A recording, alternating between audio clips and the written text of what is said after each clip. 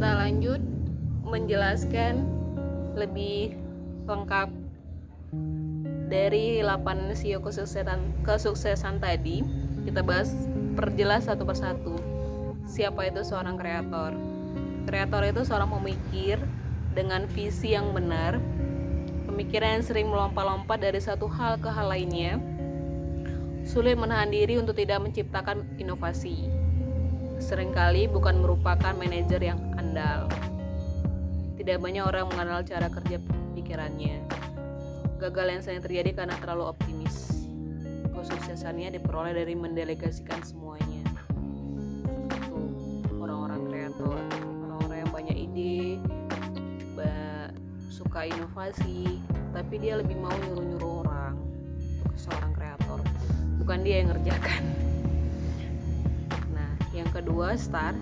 Si star itu mengenal potensi diri mereka dengan baik, kemudian memiliki kemampuan untuk bersinar di depan banyak orang, petunjuk utama dalam setiap pertunjukan, memiliki keyakinan yang kuat, memiliki kemampuan untuk menciptakan secara alami, mencapai keberhasilan yang luar biasa ketika bermitra.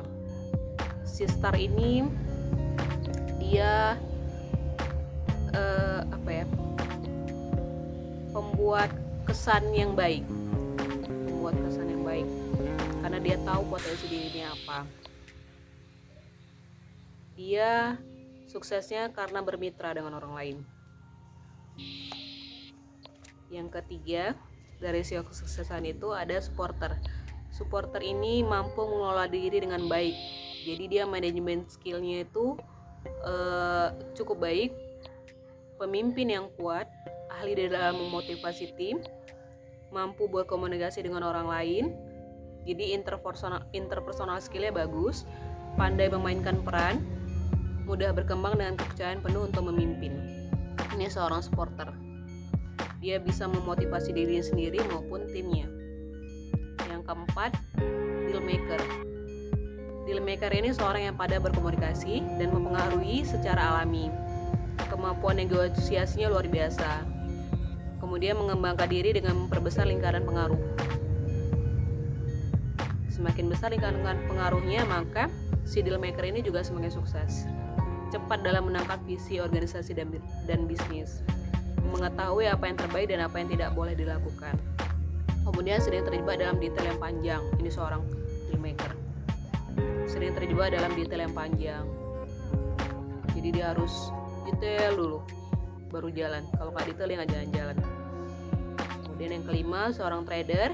Sangat baik dalam pengaturan waktu, pedagang alami seumur hidup, kemudian dia memisahkan diri dari keramaian untuk kesuksesan yang lebih besar, sabar dalam menunggu waktu yang tepat, tidak mudah terjebak arus trade, kecenderungan gagal karena dipermainkan pasar dan lupa waktu. Dia seorang si trader.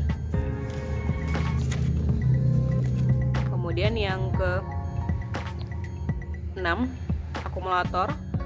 Paling mementingkan keamanan, seringkali sulit untuk membuat keputusan, memiliki kesenangan dalam menunda pekerjaan, menciptakan sukses dengan mengubah arus uang jadi cash flow menjadi aset. Seorang akumulator. Mapan yang dapat diandalkan. Penyebab gagal karena terlalu banyak menyimpan daripada membangun jaringan. Akumulator asli menyimpan aset saja, tapi dia tidak membangun jaringannya. Yang keenam, seorang lord. Jarang terlihat berperan, tetapi mengendalikan.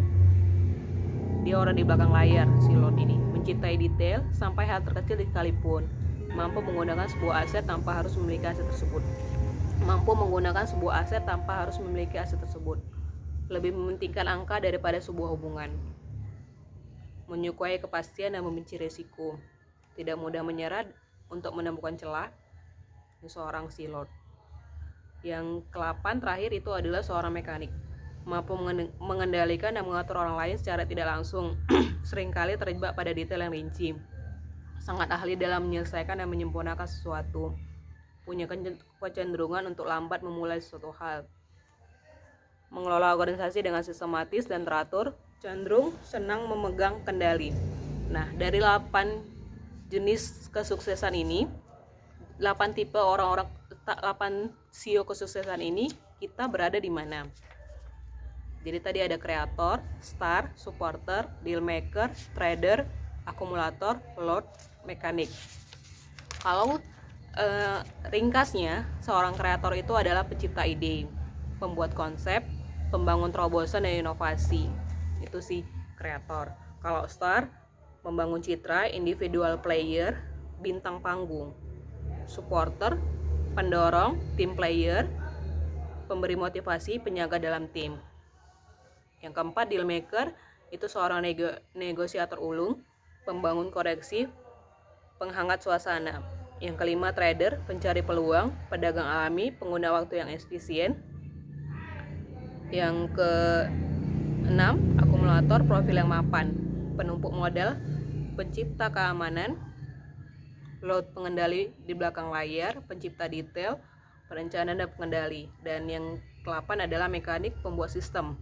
Jadi yang suka membuat SOP, Standard Operation Procedure, itu seorang mekanik, peran penyempurna, pembangun jaringan.